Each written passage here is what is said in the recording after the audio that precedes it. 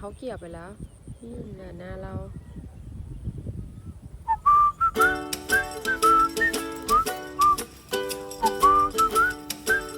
ครับมาดูข้าวครับลูกไม่ได้ใส่ครับ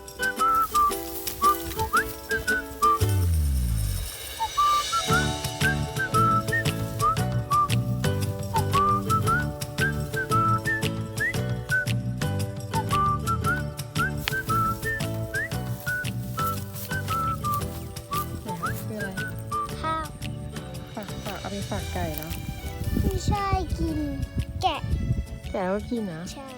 จะอิ่มไหมอะกินเลยเหรอ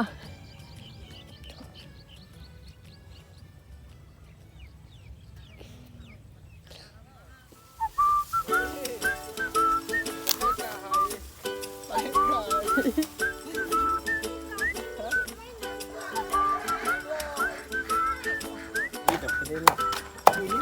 ด้วยสับไปเยอะๆตัดตรงมือด้วยดูมือนิ้วดีๆแล้วเสร็จแล้วเสร็จแล้วยังสับแล้วสับไปเลยเรื่อยๆนี่มือหาย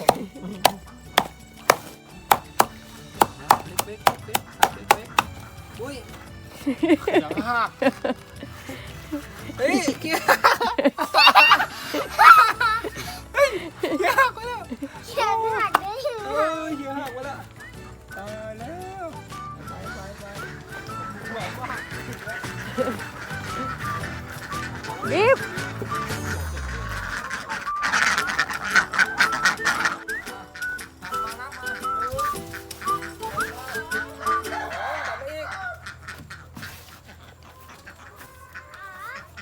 ตัดทางนี้ใกล้ๆก็ได้4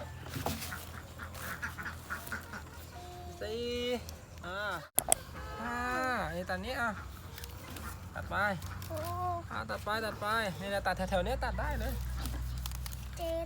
ตัดระวังนิ้วด้วยตัด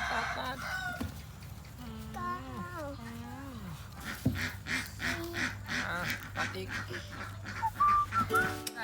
11นะ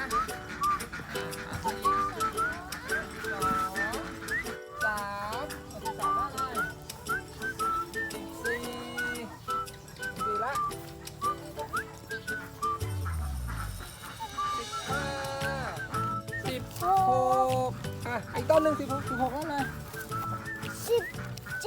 โอเคไป8 19ต้นนะต้นนั้นต้นนั้นแหละนั่นแหละต้นนั้นแหละโอเคพอไหมพอยังแล้ว20อ่ะ20แบบแม่แจม20ก็20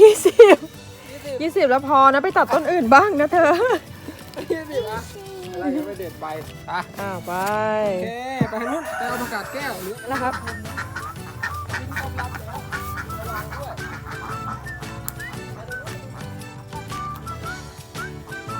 คิดถึงเขา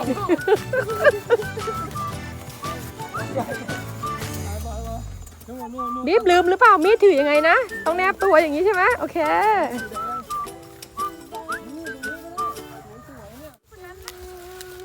ทรายมาเอากี่ต้น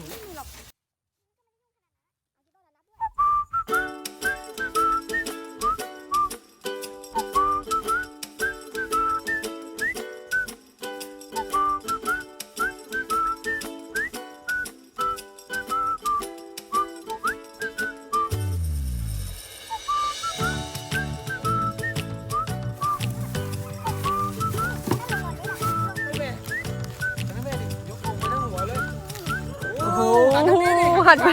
อีกทางหนึ่งทางนี้มันก็สวยสินี่อยู่ทางนี้อากาศแก้วตัดชึบโอ้โหขาดก็ระวังครับลูกทำตอนที่ว่ามันต่ออยู่กรอบเรียว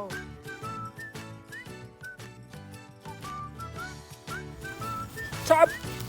โอ้โหมายกใส่มานี่ไปเราไปทำผักกัน ทำอะไร เราไปทำไป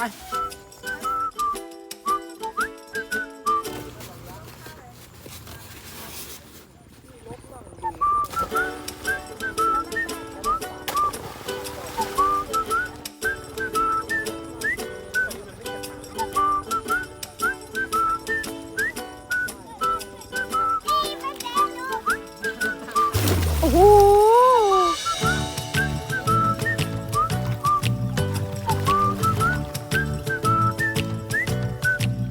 พี่ โอ้โหกระโดดได้ไหม เด็กๆขึ้นมาบนหลังคากันเลยนะรีบครับไปครับว้าวรถมาแล้วรถเกี่ยวมาแล้ว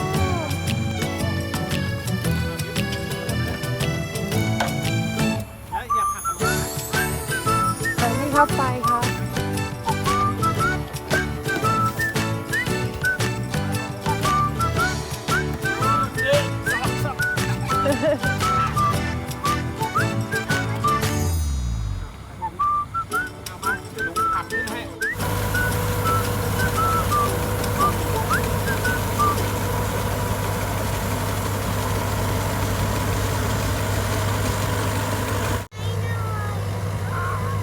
เฮ้ยมีไฟเทคด้วย ดูรถเกี่ยวข้าววิบเราเห็นไฟรถเกี่ยวข้าวสวยไหมสวยไหมครับ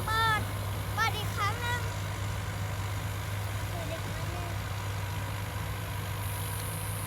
นี่ไงได้แล้วนี่ไงเขาขึ้นสูง โอ้ยไฟแทกโอ้ยแสบตา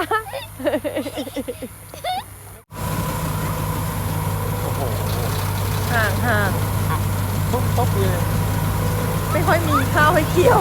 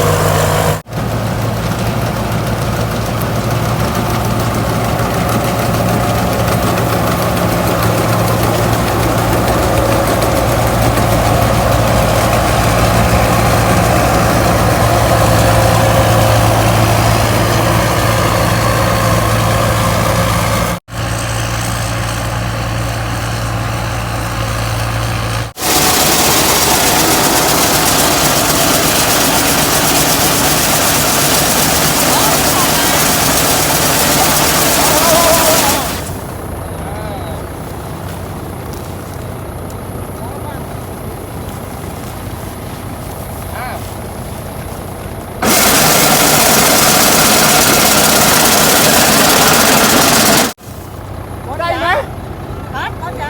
อีกได้หนึ่งมีกระสอบอยู่ตรงนู้นใบหนึ่งอ่ะ